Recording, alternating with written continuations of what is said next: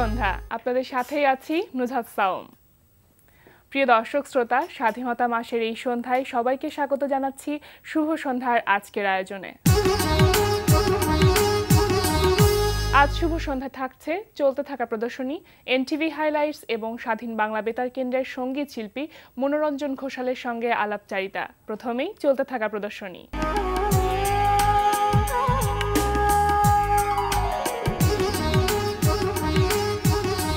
শুরুতে জানিয়ে দিচ্ছি চলতে থাকা প্রদর্শনীর সময়সূচি। মোহাম্মদপুর কলা কেন্দ্রে প্রদর্শিত হচ্ছে আলোকচিত্রী হাদি উদ্দিনের একক আলোকচিত্র প্রদর্শনী হেয়ার ফর নাও। বিকাল ৫টা থেকে রাত ৮টা এই সময় প্রদর্শনী চলবে ২২ মার্চ পর্যন্ত। আলিয়াস প্রসেসের লা গ্যালারিতে প্রদর্শিত হচ্ছে চিত্রশিল্পী রাশেদুল হুদার চিত্রকলা প্রদর্শনী পোয়েট্রি অফ ডার্কনেস। প্রদর্শনী চলবে ৭ মার্চ পর্যন্ত। এবার এনটিভি হাইলাইটস।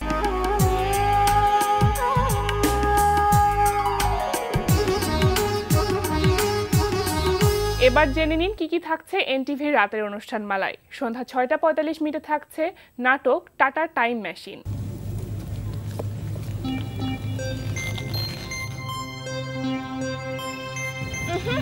এখন মরে নাই। সর্বনাশ, মানুষটা এখন মরে যাবে, মরে যাবে। এখন কি হবে? না, মরবে না, মানুষটা অজ্ঞান হয়ে গেছে, ডাক্তারের কাছে নিতে হবে।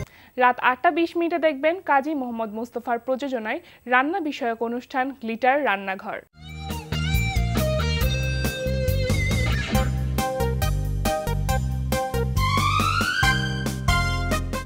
রাত ৯টায় প্রচার হবে ওয়াহিদুল ইসলাম শুভ্রর প্রযোজনায় অনুষ্ঠান স্টাইলস অ্যান্ড ট্রেন্ডস।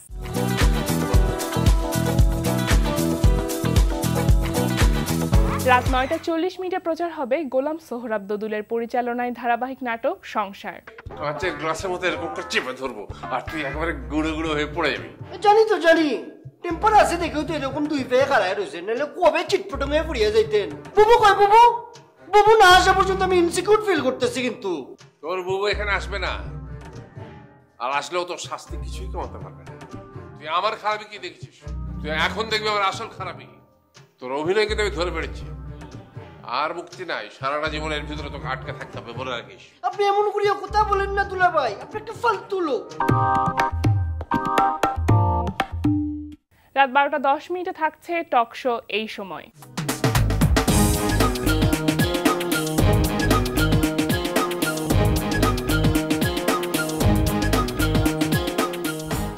এই ছিল এনটিভির রাতের অনুষ্ঠানমালার সময়সূচি। এবার আসছি আলাপচারিতায়।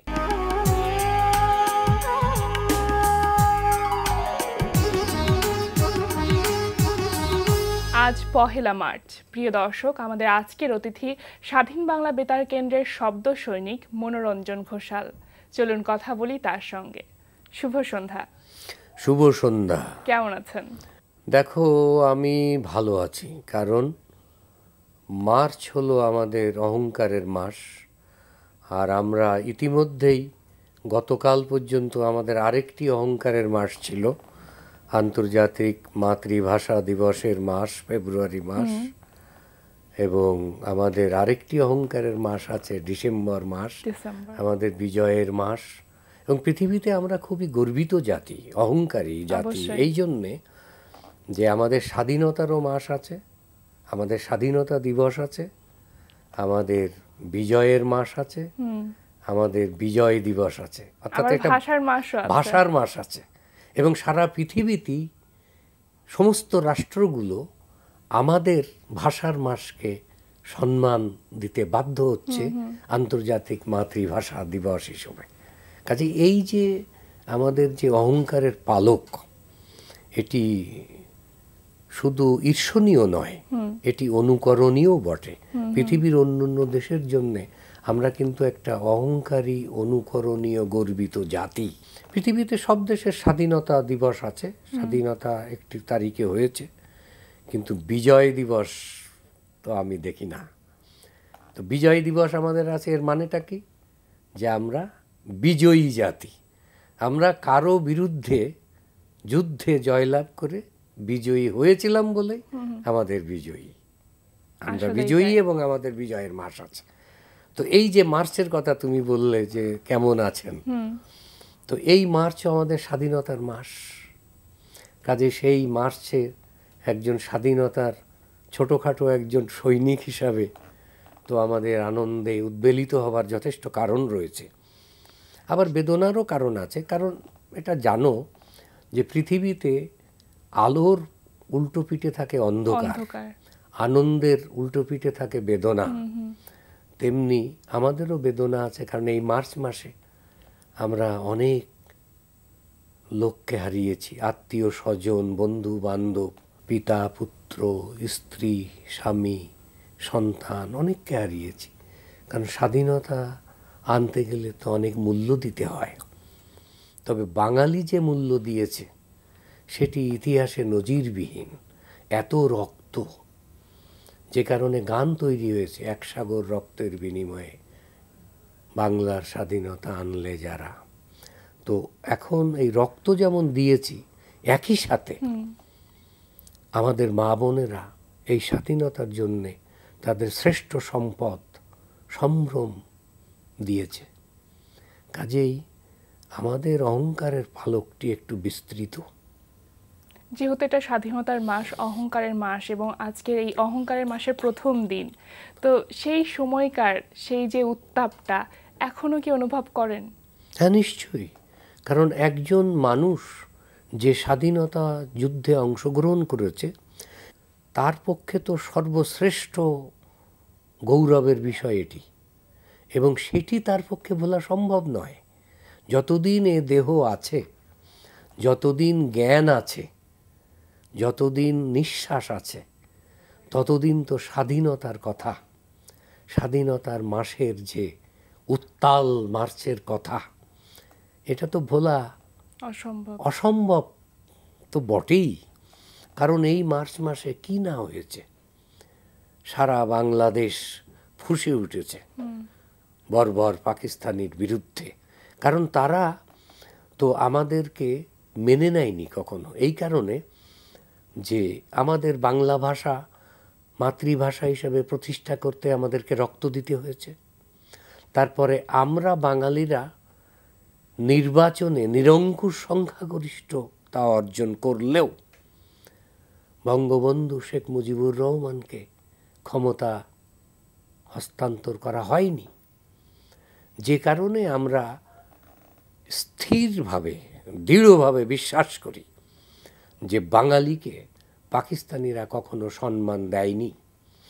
বাঙালি যে অত্যন্ত মেধাসম্পন্ন একটি জাতি, এবং যখন তারা বুঝে গিয়েছিল যে এই বাঙালিদের সাথে যুদ্ধে আমরা নিশ্চিত পরাজিত হতে যাচ্ছি, তখন তারা কি করেছিল, আমাদের এই বাঙালি জাতির যে অহংকার, মেধা, বিশ্ববিদ্যালয়ের শিক্ষক, আইনজীবী, বড় বড় চিকিৎসক, শিল্পী, এদেরকে তারা নির্বিচারে হত্যা করেছিল। কারণ যে আমরা যেহেতু এদের স্বাধীনতাকে বঙ্গবন্ধুর ভাষায় দাবায় রাখতে পারলাম না, তাহলে এরা যাতে দেশ চালাতে না পারে এদের মাথাগুলো কেটে ফেলি। মাথা বলতে আমি বোঝাচ্ছি মেধা সম্পন্ন ব্যক্তিত্ব বিভিন্ন সেক্টরের। কারণ একটা পৃথিবীতে একটা জাতি বেড়ে ওঠে তার শিক্ষা এবং সংস্কৃতির মাধ্যমে। তো তারা বেছে বেছে হত্যা করেছে আমাদের মেধা সম্পন্ন ব্যক্তিদেরকে। তাদের মধ্যে ছিলেন শিক্ষক, তাদের মধ্যে ছিলেন ডাক্তার, তাদের মধ্যে ছিলেন প্রকৌশলী, তাদের মধ্যে ছিলেন আইনজীবী, তাদের মধ্যে ছিলেন আলতাফ মাহমুদের মতো এরকম যুগান্তকারী সুরস্রষ্টা, সঙ্গীতকার। তাহলে বোঝা যাচ্ছে আলতাফ মাহমুদের তো বিস্ময়কর ব্যাপার হলো সেই ফেব্রুয়ারি মাসের ব্যাপার এসে যায়। কারণ ওর যে অবিস্মরণীয় যে সুরটি, সেটি হলো আমার ভাইয়ের রক্তে রাঙানো 21শে ফেব্রুয়ারি, যেটা আমরা গতকালকে শেষ করেছি ফেব্রুয়ারি মাস। তো মাসের হিসাবে, অঙ্কের হিসাবে এটা শেষ, কিন্তু অন্তরের যে আত্মা, রক্তের যে শিহরণ, সেখানে তো আমাদের 21শে ফেব্রুয়ারির গানের কোনো শেষ নেই। এটি অনাদি অনন্তকাল। আমি দেহ থেকে, আমার দেহ চলে যাবে, আমার সন্তানরা আসবে, তারা চলে যাবে, তাদের সন্তানরা আসবে। অর্থাৎ এই বাঙালি জাতির যে বীরত্বপূর্ণ গাথা তার সাথে জড়িয়ে রয়েছে আমার ভাইয়ের রক্তে রাঙানো 21শে ফেব্রুয়ারি। এই যে আমার ভাইয়ের রক্তে রাঙানো 21শে ফেব্রুয়ারি, এই গানটির রচয়িতা তোমরা সবাই জানো, বিখ্যাত সাংবাদিক কলামিস্ট আব্দুল গাফফার চৌধুরী। এবং এই গানটি লেখার পরে আমাদের আরেকজন যুগান্তকারী সুরকার শিল্পী আব্দুল লতিফ, মরহুম আব্দুল লতিফ সাহেব এটা সুর করেছিলেন, আমাদের প্রিয় লতিফ ভাই। তো সেই সুরটা করার পরে আলতাফ মাহমুদ সাহেবও এই গানের সুর করেন। তখন আলতাফ মাহমুদ ভাই এত বিনয়ী, শিল্পীরা বিনয়ী হয়, উনি লতিফ ভাইকে বললেন যে লতিফ ভাই আমি এই গানটির এরকম সুর করেছি। আচ্ছা। তখন লতিফ ভাই সুরটা শুনে বললেন যে তোমার এই সুরটা আমার কাছে খুব ভালো লাগছে, এটাই থাক, ব্যাপারটা বোঝো। এবং সেই থেকে আমার ভাইয়ের রক্তে রাঙানো 21শে ফেব্রুয়ারি আমি কি ভুলিতে পারি। এটি ইতিহাস, সারা পৃথিবীতে ইতিহাস, এই কারণে যেটি শুধু এখন বাংলায় গীত হয় না, সারা পৃথিবীর বিভিন্ন ভাষায় এটা গীত হচ্ছে। তা সেখানে আমাদের অহংকারের পালক। এবং একটি কথা মনে রাখতে হবে, স্বাধীনতার মাসে এটি অত্যন্ত প্রাসঙ্গিক যে আমরা কিন্তু 52 যে মাতৃভাষার জন্য যে আমার পূর্বসূরি রফিক সালাম বরকত তারা যে রক্ত দিয়েছে, সেই রক্তের সিঁড়ি বেয়ে কিন্তু আমরা এগিয়েছি। এবং তার পরিসমাপ্তি ঘটেছে কোথায়? স্বাধীন সার্বভৌম বাংলাদেশের লাল সবুজের পতাকা। কোনো বিচ্ছিন্নতা নেই এর মধ্যে, নিরবচ্ছিন্ন একটা জলের ফল্গু ধারার মতো প্রবাহিত হয়ে এসেছে। এবং আজকে আমাদের যে অর্জন, এই অর্জন আপনি কিছুক্ষণ আগে বলেছিলেন যে অনেকের ত্যাগের বিনিময়ে, জীবন এবং সম্ভ্রমের ত্যাগের বিনিময়ে আজকের এই স্বাধীনতা। তো আপনি নিজেও তো কিছু আপন মানুষকে হারিয়েছেন। আমি হারিয়েছি আমার গল্পের মতন স্মৃতির অংশটুকু আমি একটু শুনতে চাইবো।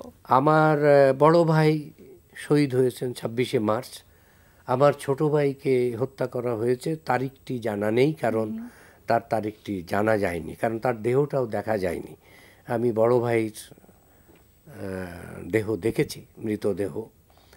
আমাকে এই হাত বেঁধে চোখ বেঁধে লাইনে দাঁড় করিয়ে গুলি করে এই ঢাকা জজকোর্টের সামনে বড় বাগান ছিল, সেখানে আধা খোঁড়া মাটির মধ্যে 33 জন লাশের সাথে আমাকেও লাশ হিসাবে সেখানে ঢুকিয়ে দেওয়া হয়েছিল। সেদিন 31শে মার্চ ঝিরঝির করে বৃষ্টি পড়ছিল। সেই বৃষ্টির জল, অগণিত ওই 33 জন মানুষের রক্ত, এই স্রোতধারায় আমি সারা রাত ধরে দাঁত দিয়ে হাতের বাঁধন কেটেছি। তারপরে হাত ফ্রি হয়ে গেলে চোখের বাঁধন খুলে ফেলেছি, ফেলে ক্রলিং করে উঠতে যে কতবার যে চেষ্টা করেছি, কিন্তু ওই যে আগেই বলেছি, রক্ত এবং বৃষ্টির জল এতে পিচ্ছিল হয়ে আমার বারবার উঠতে গেছি, পড়ে গেছে, এবং 2 হাঁটুর অনেক মাংস, অনেক রক্ত, অনেক চামড়া হারিয়ে ফেলেছিলাম। তার মধ্যেও আমি উঠেছি, এটা 10 ঘন্টারও বেশি সময় লেগেছিল। তার মধ্যেও উঠেছি, উঠে একটা কথাই মনে হয়েছে যে বাংলাদেশ স্বাধীন হওয়ার জন্যে কত মানুষ কত রক্ত দিয়েছে, কত ত্যাগ করেছে, কত স্ত্রী তার স্বামী হারিয়েছে, কত বোন তার ভাই হারিয়েছে, কত পিতা মাতা তার সন্তান হারিয়েছে। এই অশ্রু বৃথা যায়নি। সময় না থাকলেও এটা দরকার যে তরুণরা কি করবে। তরুণরা বলবে আমরা হারব না, হারব না, তোমার মাটির একটি কণাও ছাড়ব না, আমরা পাজর দিয়ে দুর্গ ঘাঁটি গড়তে জানি, তোমার ভয় নেই মায়, আমরা প্রতিবাদ করতে জানি। মা গো ভাবনা কেন, আমরা তোমার শান্তিপ্রিয় শান্ত ছেলে, তবু শত্রু এলে অস্ত্র হাতে ধরতে জানি, তোমার ভয় নেই মা, আমরা প্রতিবাদ করতে জানি। চমৎকার, অনেক ধন্যবাদ আপনাকে, অনেক ভালো থাকবেন। আর আমাদের আয়োজনে এসেছেন সেজন্য আপনাকে অসংখ্য ধন্যবাদ। আমি তোমার মাধ্যমে এনটিভির সকল কর্মকর্তা, কলাকুশলী এবং এই অনুষ্ঠানটা জনগণের কাছে নিয়ে যাবার জন্য যারা পেছনে কাজ করেন তাদের সবার প্রতি আমি শুভেচ্ছা, অভিনন্দন এবং কৃতজ্ঞতা জানাচ্ছি।